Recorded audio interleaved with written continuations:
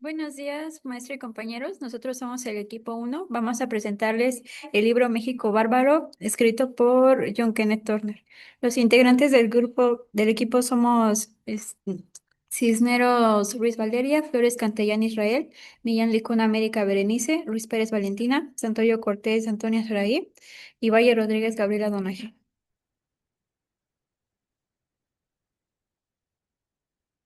A principios del siglo XX, México era visto internacionalmente como una nación en pleno progreso, con ferrocarriles, palacios y una estabilidad envidiable bajo el mando de Porfirio Díaz. Pero esa paz porfiriana tenía un costo humano invisible en el resto del mundo.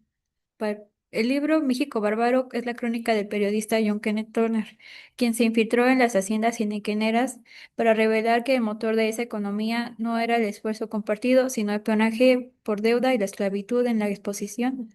En la exposición veremos cómo este sistema no solo explotó al trabajador, sino que intentó borrar la identidad de pueblos como el yaqui.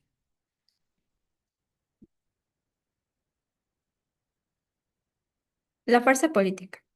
Uno de los primeros aspectos que denuncia Turner es la enorme diferencia entre la imagen internacional de México y la realidad que vivían sus habitantes. La realidad era completamente distinta. La Constitución no se respetaba, no existía una prensa verdaderamente libre, los políticos se compraban. Mm. Se compraban y vendían como mercancía. Las elecciones eran manipuladas y cualquier persona que criticara al gobierno podía ser perseguida, encarcelada o silenciada. Detrás de la aparente estabilidad existía una dictadura sostenida por corrupción, represión y miedo. Turner llegó a México después de conocer en Los Ángeles a revolucionarios mexicanos encarcelados, quienes le aseguraban que en México se compraban hombres como si fueran mulas. Al principio, él no les creyó, pensó que exageraban. Pero, mm,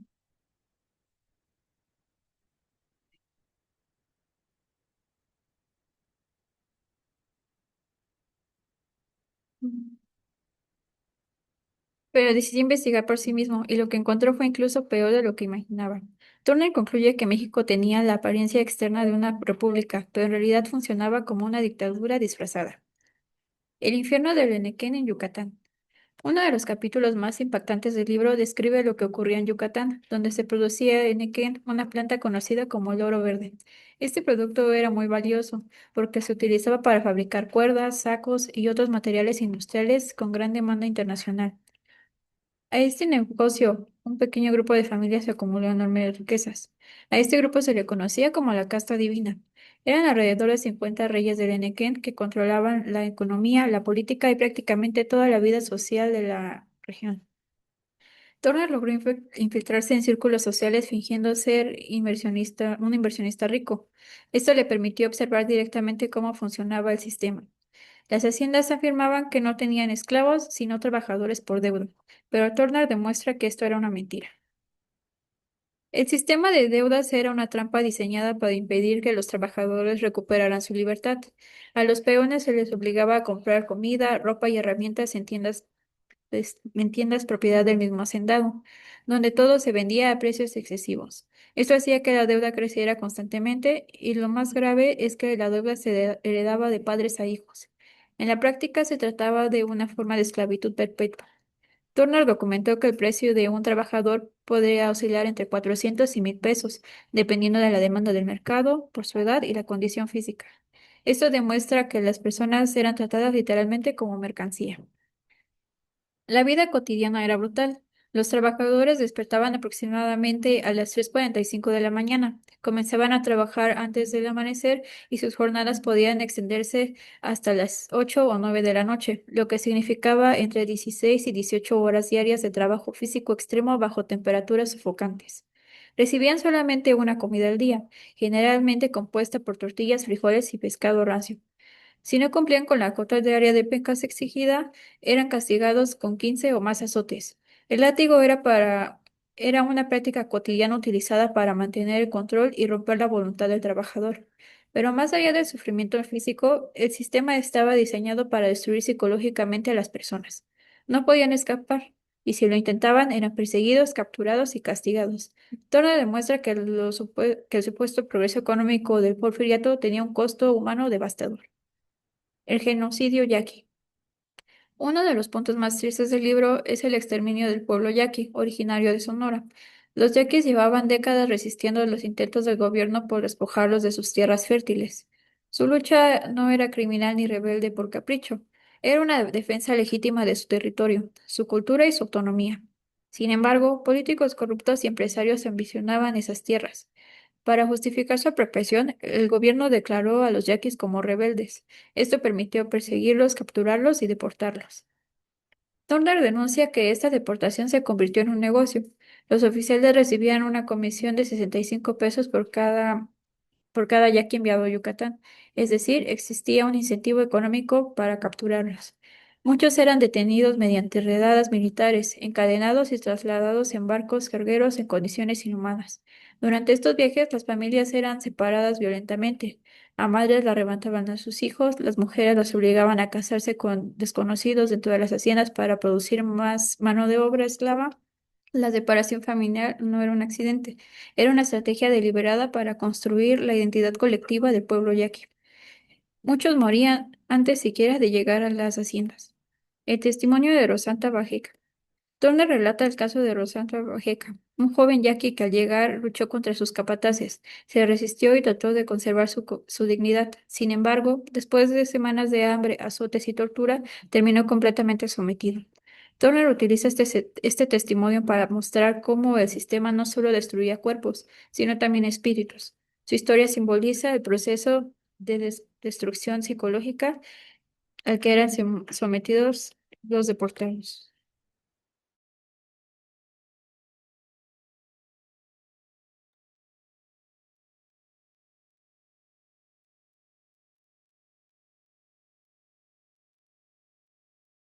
En el capítulo 4, los esclavos. Bueno, soy América. Les voy a seguir hablando del capítulo 4, el cual es los esclavos contratados de Valle Nacional. Turner describe el Valle Nacional como el peor centro de esclavitud del mundo. En este momento, los esclavos morían en un lapso de 7 a 8 meses. Cada año se necesitaban 15,000 personas nuevas para reemplazar a los muertos. Los amos tenían calculado que era más barato dejarlo morir y comprar uno nuevo a 45 pesos que darles mejores condiciones, ya que los jefes políticos vendían presos y ciudadanos inocentes.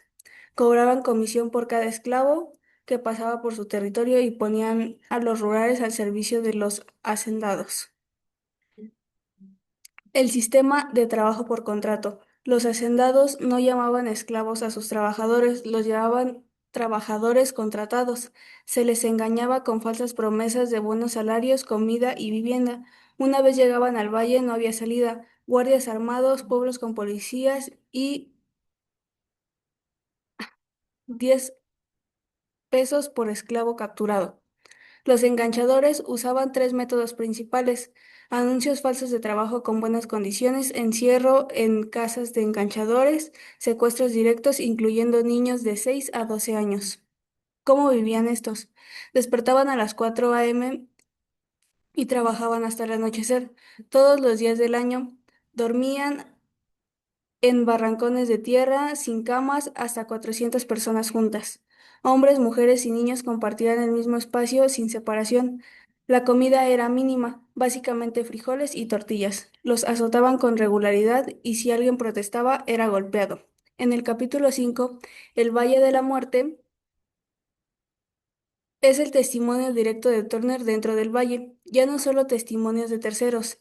Él lo vio con sus propios ojos. Lo más impactante es que no solo la brutalidad del sistema, sino la mortalidad con que todos lo aceptaban. Los dueños presumían sus métodos, los funcionarios absolvían asesinos en 10 minutos y el gobierno participaba activamente en el negocio.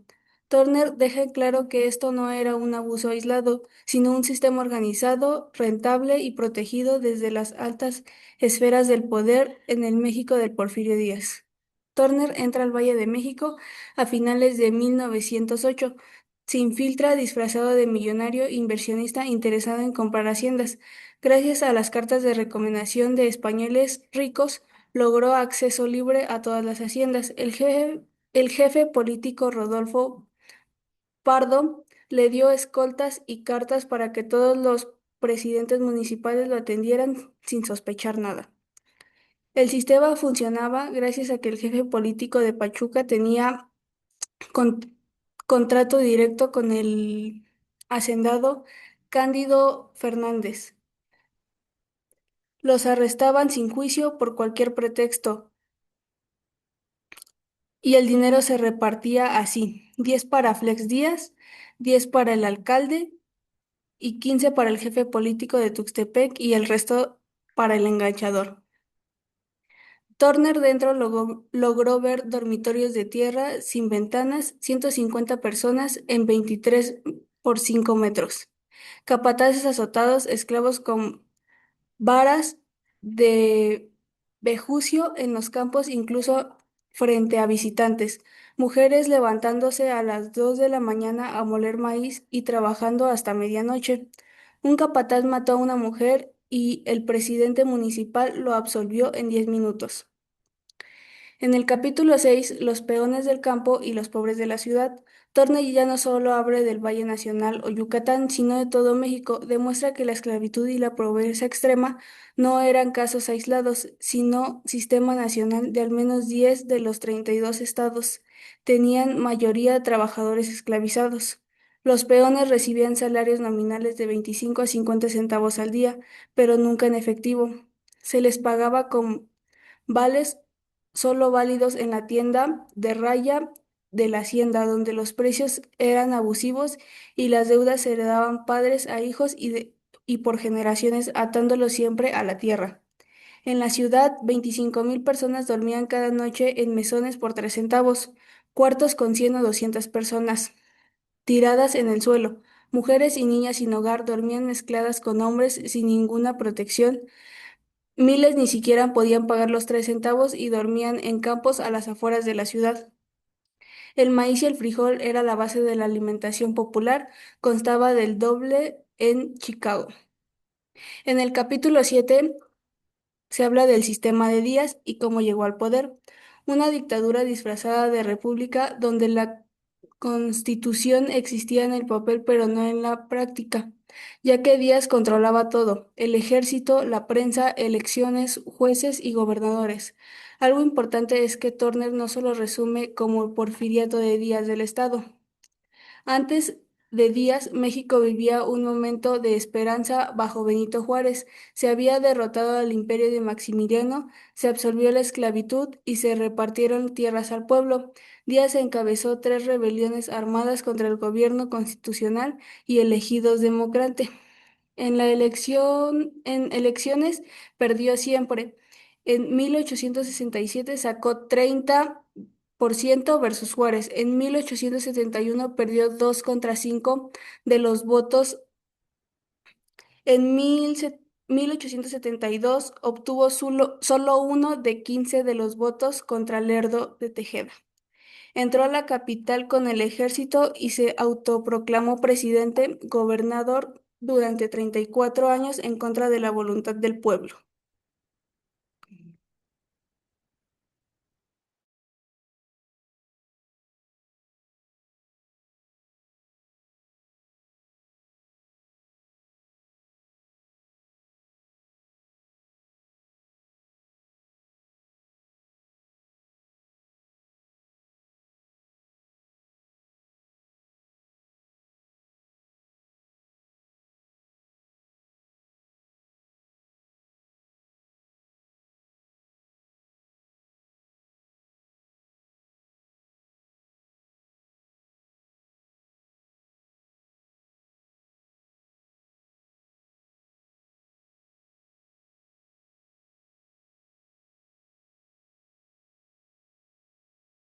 Hola, soy Valeria Cisneros Ruiz y te voy a hablar del capítulo 8, que es los elementos represivos del régimen de Díaz. El ejército no defendía al país, sino al dictador. El ejército hacia adentro. Díaz equipó su ejército con baterías de montaña, armas diseñadas para combate en ciudades, para defender fronteras. No le interesaba una invasión extranjera, le aterraba a su propio pueblo. El 98% eran forzados. Periodistas que criticaron al gobierno, trabajadores que se atrevieron a hacer una huelga de campesinos que no pagaron impuestos, esos eran los soldados del ejército de Díaz. Tenemos también de Quintana Roo, la Siberia mexicana, en este capítulo, que son los opositores políticos, eran enviados ahí disfrazados de soldados. El general Bravo robaba el dinero destinado a comida y hasta el petróleo para cremar cadáveres en un periodo de 30 muertos al día. El reclutamiento como negocio. Un carpintero fue reclutado 5 veces en 3 años. Cada vez pagaba entre 50 y 100 pesos para que lo soltaran. El jefe político que se quedaba con ese dinero era una extorsión disfrazada de deber cívico. La acordada, la ley y las prisiones del horror. La acordada, en este capítulo se habla que fue una organización secreta de asesinos al servicio de cada gobernador. Un joven fue nombrado subjefe con sueldo de 300 pesos al mes y órdenes de matar discretamente a sospechosos liberales, sin juicio, sin testigos. La ley Fuga decretó que autorizaba disparar a cualquier preso que intentara escapar. En la práctica sacaban a la persona a un lugar solitario y lo fusilaban. Miles de muertes en 34 años sin ningún proceso legal. Turner intentó visitar Belén en 2 viajes distintos. El gobernador le dijo, no sería conveniente. Eso lo dice todo, ¿no? Cuando el propio gobierno no quiere que vea su cárcel. Belén, la cárcel del horror. Capacidad para 500 personas, pero haciaban a más de 5.000 personas. Epidemias de tifo que mataban al 10% al año, tortura de pulgares sin comida suficiente. El vicepresidente Corral la visitó y contrajo tifo. San Juan de Lúa, prisión política bajo el nivel del mar en Veracruz, celdas donde el agua salada se filtran. Los presos entraban y desaparecían. Sus familias nunca los volvían a ver ni a saber nada de ellos, nunca. En el capítulo 9, la destrucción de los partidos de oposición, no podía ser candidato sin arriesgar tu vida. La regla no escrita, el candidato muere. En este capítulo habla que el general Ramón Corona, apuñalado al salir del Teatro García de la Cadena, emboscado huyendo del doctor Ignacio Martínez, asesinado en Texas, al gobernador de Nuevo León, le llegó el telegrama. Su orden ha sido obedecida. El miedo como herramienta de control. Turner cenó una noche con un funcionario que empezó a hablar de los crímenes del gobierno. Su esposa, aterrada, terminó tapándole la boca con la mano delante de los invitados. Así vivía la gente. La prensa destruida sistemáticamente. Se habla que más de 50 periódicos clausurados solo en 1902, directores encarcelados, imprentas confiscadas. Agustín Tobar murió envenenado en Belén. El profesor Luis Toro fue golpeado hasta morir en prisión. Una cita que lo resume todo. Un funcionario mexicano le dijo a Turner, ¿es posible que un homicida pueda escapar de la policía? ¿Que un salteador de caminos pueda huir? Pero un delincuente político nunca, no es posible no es posible que escape ninguno. El Partido Liberal, nacer, crecer y ser aplastado. En esta parte del capítulo, el detonador, un obispo en París. Un discurso del obispo de San Luis Potosí alarmó a los mexicanos. La iglesia estaba resurgiendo. Eso unió a patriotas de todas las clases. Convención en San Luis Potosí, enero de 1901, con soldados fuera listos para actuar. ¿Cómo destruyeron un club en 10 minutos? El club Ponciano Arriaga, agentes del gobernador disfrazados de civiles, dispararon al aire como señal. Entraron policías golpeando 25 arrestados, incluyendo los líderes. El club cerró esa misma noche. Tenemos 2 intentos de revolución, 2 fracasos, en 1906 y 1908. En este capítulo habla que ambas fallaron por lo mismo, espías infiltrados que avisaban al gobierno antes de la hora y además el gobierno de Estados Unidos perseguía a los líderes exiliados desde el lado norteamericano. También habla de la rebelión de las vacas de 1908. Los 46 grupos rebeldes dentro de México fueron arrestados antes de actuar. Los que cruzaron la frontera desde Estados Unidos fueron capturados en días. Para 1910, Ricardo Flores Magón llevaba más de 3 años en prisiones norteamericanas. En el capítulo 10, la octava elección de Díaz por unanimidad, será bienvenida a la oposición y luego la aplastó. la declaración que lo cambió todo. Díaz le dijo a la revista Persons Magazine: me retiraré al final del periodo. Será bienvenido un partido de oposición. Todo México se emocionó. En meses formaron más de 500 clubes democráticos. Un programa completamente razonable. El Club Central Democrático pedía abolir jefes políticos, libertad de prensa, leyes laborales, sufragio efectivo, nada radical. Incluso oponían que Díaz en su planilla para evitar confrontación directa, pero de nada sirvió. Tenemos que el candidato que rechazó su dictadura 4 veces. El general Bernardo Reyes nunca aceptó ser candidato, lo rechazó públicamente 4 veces, nunca dijo una palabra contra Díaz. Aún así, lo destituyeron, multaron a sus socios por $330,000 y lo desterraron en Europa. También habla de la masacre de Guadalajara. Un mitin estudiantil terminó con soldados usando sables, garrotes y pistolas. Estimaciones de 12 muertos, 35 heridos graves, 1,000 detenidos. Díaz mandó llamar al general Bravo, el más despiadado del ejército, para restablecer el orden. Tenemos que en este capítulo que Francisco y Madero entra en escena. El coahuilense de familia rica y respetada viajaba por el país en su propio carro, pronunciando discursos que no podían, revolucionar, pedían que la gente pudiera votar y eso fue suficiente para atemorizar a Díaz.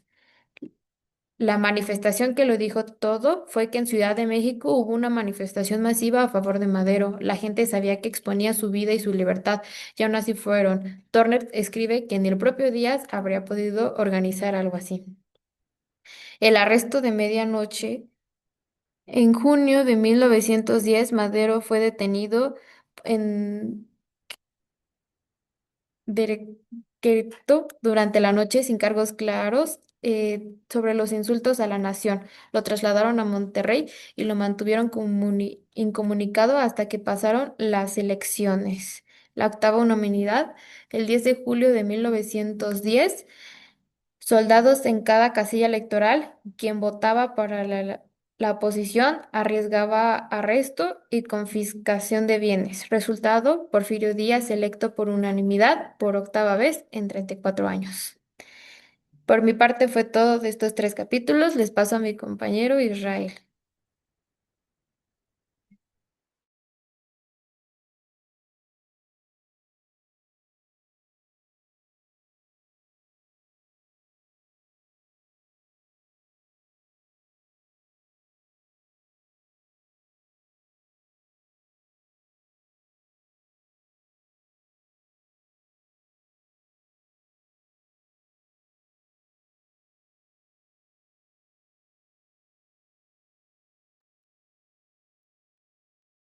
Hola, me presento. Yo soy Israel Flores Cantillán. El capítulo 11, llamado Cuatro huelgas mexicanas, presenta a los obreros textiles como protagonistas de la lucha social.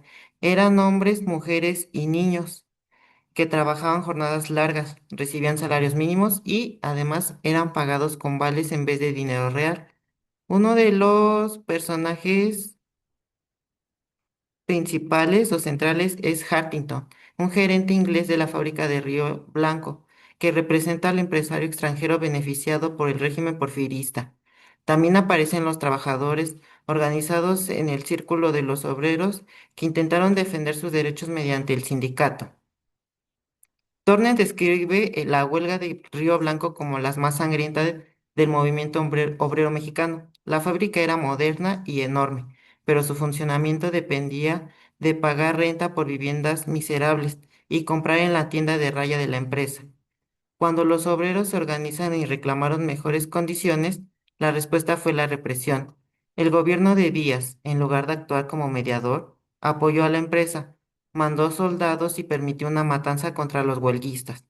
También se menciona la huelga de Puebla, donde los obreros intentaron solidarizarse con Río Blanco. Sin embargo, la compañía cerró fábricas, bloqueó la ayuda entre trabajadores y trató de vencerlos por hambre. Otra de las huelgas es la de Cananea, en la que los mineros mexicanos exigían mejores salarios frente a la empresa extranjera de Grini. Aunque la lucha comenzó como una demanda laboral, terminó en violencia porque la empresa pidió apoyo al gobierno y a hombres armados de Estados Unidos. Finalmente, aparece la huelga de los ferrocarrileros, quienes también se movilizaron para exigir respeto sindical y mejores condiciones, pero el gobierno respondió con amenazas, detenciones y presión política. En todas estas huelgas se ve un mismo patrón. Los trabajadores pedían justicia, pero el Estado porfirista protegía a los empresarios y castigaba a los obreros. El capítulo 12, llamado Críticas y comprobaciones, sirve para demostrar que las denuncias no eran exageraciones. Turner explica que las condiciones de explotación que narra sí existían y que podían comprobarse con testimonios, observaciones y hechos concretos. Aquí el autor refuerza su idea principal. El problema no era solamente un mal empresario o una fábrica en particular, sino un sistema completo que permitía la represión obrera en distintas regiones del país. El régimen dependía en la que la prensa tenía mucho peso político. Por eso Turner dedica este capítulo a mostrar cómo ciertos periódicos ayudan a defender la imagen de Díaz. Turner menciona que su denuncia provocó cartas de apoyo y de ataque, lo que demuestra que el tema del peonaje sí estaba en discusión pública en 1909 a 1910. Uno de los datos más importantes es que el Departamento de Trabajo de Estados Unidos, en su boletín número 38 de 1902, ya reconocía que varias regiones mexicanas, los indígenas trabajaban bajo contratos obligatorios por deuda y que en Yucatán ese sistema se llevaba a sus consecuencias lógicas. Este dato es relevante porque no proviene solo de Tornes, sino de una fuente oficial estadounidense que confirma que el trabajo forzado por deudas era conocido internacionalmente. Las condiciones de vida de los trabajadores eran muy duras, los salarios apenas alcanzaban para sobrevivir, muchas veces se pagaban con vales de la compañía y los obreros estaban obligados a comprar en tiendas controladas por la misma empresa. Además, las demandas de los trabajadores eran tratadas como amenazas políticas.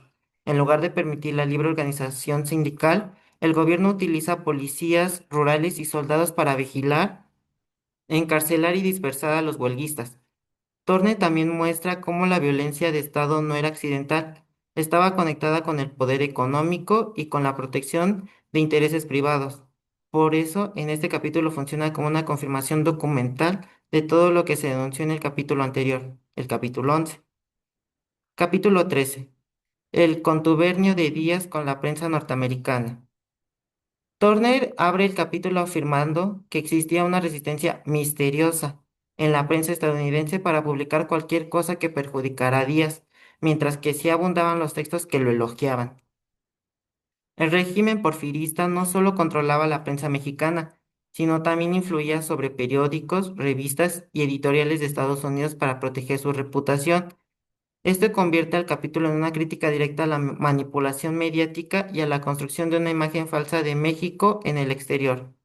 Turner señala que para 1910 casi no existían libros o revistas o importantes en Estados Unidos que criticaran seriamente a Díaz, pero sí muchos que lo exaltaban. Menciona publicaciones como The American Magazine, Cosmopolitan Magazine, Moody's Magazine, Bankers Magazine y The Exporter y Meaning World, que difundían textos favorables al régimen o minimizaban sus abusos.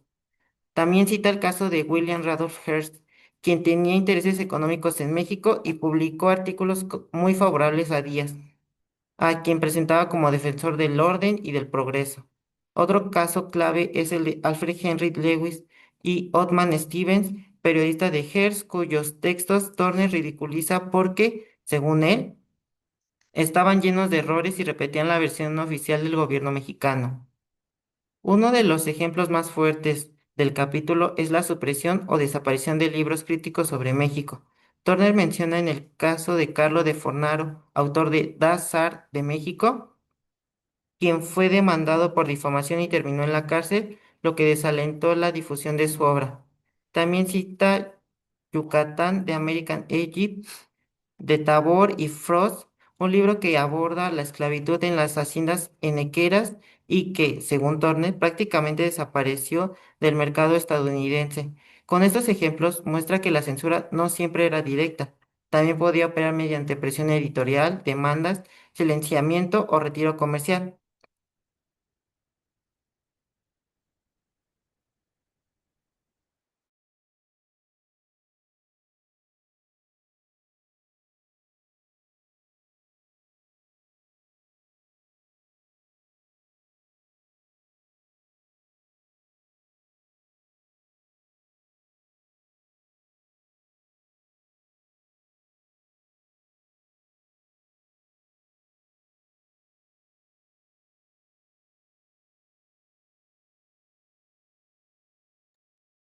Hola, mi nombre es Saraí y les voy a hablar sobre el capítulo 14, que se llama Los socios norteamericanos de Díaz. Aquí los Estados Unidos son socios en la esclavitud que existe en México. Turner acusa al gobierno federal de Estados Unidos y a los grandes capitales que lo controlan, mas no al pueblo norteamericano de ser responsables del sistema esclavista de Díaz.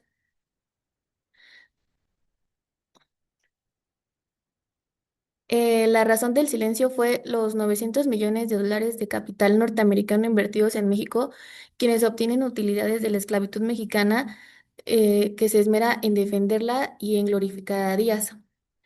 Al convertirse en factor indispensable para el régimen de Estados Unidos, transformó a Díaz en vasallo político y a México en una colonia esclava mantenida bajo bandera mexicana para evitar protestas internas. De esos 900 millones de capital norteamericanos invertidos en México, un 80% fue de exportaciones mexicanas que iban a Estados Unidos, otro 75% de vías ferroviarias bajo control arimán y un 90% del petróleo mexicano controlado por Standard o Oil. Aquí también entra la complicidad, ya que el capital norteamericano no solo pone a los trabajadores esclavos a disposición de los capitalistas, sino que permite mantener a los asalariados en el nivel más bajo del subsistema. Em, el capítulo 15 son los socios norteamericanos de Díaz. Aquí entran varias escenas importantes como el fraude ferroviario, donde Herman y el ministro Limantur acordaron en secreto la consolidación de los ferrocarriles Limantor y Macedo, donde obtuvieron precisamente los 9 millones de dólares en oro, Arimán, que quedó en el control real de las vías. También había hacendados esclavistas, donde norteamericanos en planación de hule, cana y café compraban enganchados a 50 pesos por cabeza, los encerraban de noche y los azotaban. Decenas confesaron estas prácticas ante Turner. También había las empresas monopólicas, donde Standard Oil controlaba el 90% del petróleo, como lo mencionamos, los Guggenheim, donde las grandes fundaciones de cobre, la Southern Pacific, el 75% de los ferrocarriles y Wells Fargo Express tenía el monopolio de transportes. También está el caso de Tom West, donde un ciudadano negro de Kentucky fue enganchado con promesas de 7.50 diarios, terminó esclavo 2 años en la hacienda oaxaqueña, propiedad de norteamericanos, encerrado bajo llave y vigilado con armas. Pasamos al capítulo 15, llamado La persecución norteamericana de los enemigos de Díaz. Aquí Estados Unidos entregó sus recursos militares y civiles en manos del tirano para mantenerlo en el poder. Aquí había tres mecanismos principales, que eran las tropas a la frontera por primera vez, deportaciones vía el Departamento de Migración y secuestros directos con complicidad de policías locales. También estaba la frontera mexicanizada, donde la ley se aplicaba a ciudadanos mexicanos en los estados fronterizos. En en la ley de Díaz, mexicanos actuaban como espías, sobornaban funcionarios y suprimían periódicos. También aquí fue el derecho de asilo violado, donde el propio Porfirio Díaz encontró asilo en Estados Unidos cuando fue revolucionario. 30 años después, Estados Unidos entregaba a sus enemigos esposados a la policía de Díaz. Algunos casos emblemáticos en este capítulo es el secuestro de Manuel Sarabia, que fue arrestado sin orden judicial en Douglas, Arizona, en junio de 1907, entregado de noche a rurales mexicanos, atado a una mula y conducido 5 días hasta Hermosillo. Solo se salvó porque giró su nombre al ser metido a un auto. También donde Furlo, que fue detective al servicio de Díaz, Tomás Furlo confesó al tribunal haber arrestado a Flores Magón sin orden judicial, registrado su domicilio sin orden y sin ser pagado por el gobierno mexicano, declaró haber entregado a Díaz a 180 revolucionarios.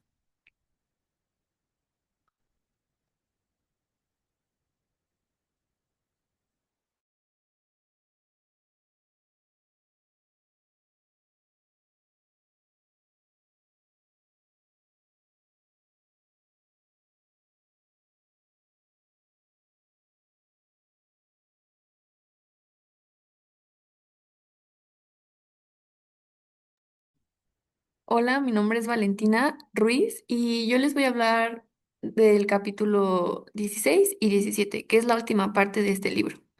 El capítulo 16, titulado La personalidad de Porfirio Díaz.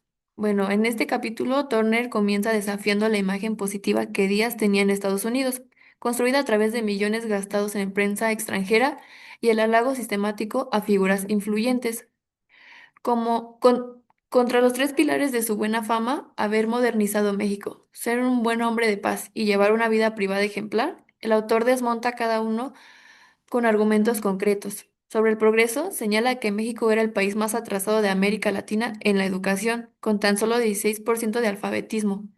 En la parte del gobierno e industria, ya que los avances se debían a la evolución mundial, no a Díaz. Sobre la paz, la califica de paz mecánica, una paz sostenida por asesinatos, deportaciones y matanzas como las del Río Blanco, Cananea y Juchitán. Sobre sus virtudes privadas, argumenta que la sobriedad personal no redime a quien destruye el país.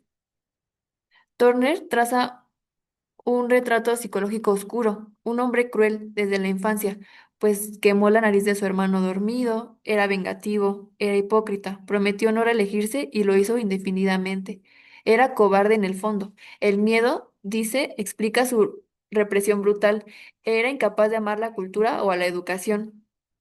Su matrimonio con Carmen Romero Rubio fue un cálculo político, como evidencia la carta desgarradora que ella escribió a su padrino. La conclusión del capítulo es lapidaria. La clave de toda la conducta de Díaz fue una sola: mantenerse en el poder.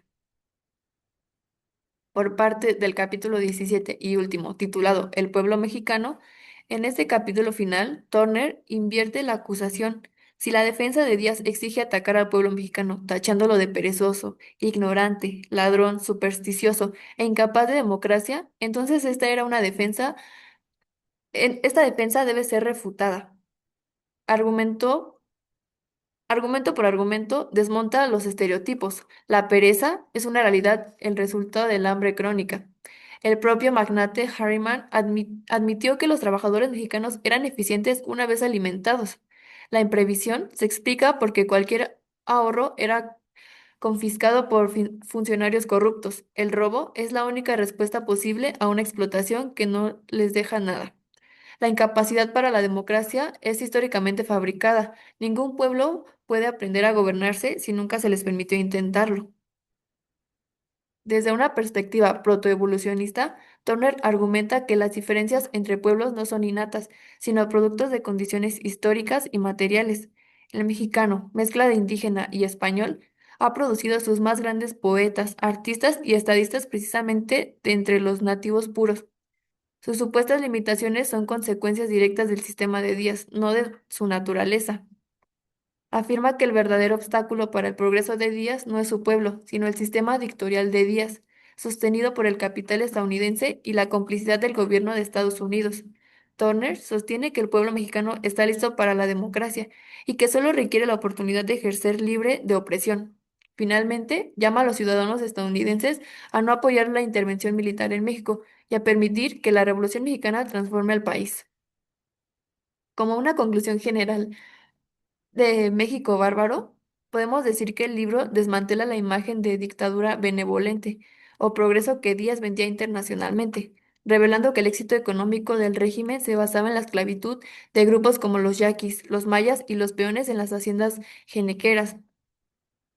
Turner demuestra que el servicio forzoso por deudas no era una figura legal, sino un mecanismo de esclavitud real donde los seres humanos eran comprados, vendidos y tratados con una brutalidad que ignoraba cualquier derecho humano o garantía constitucional.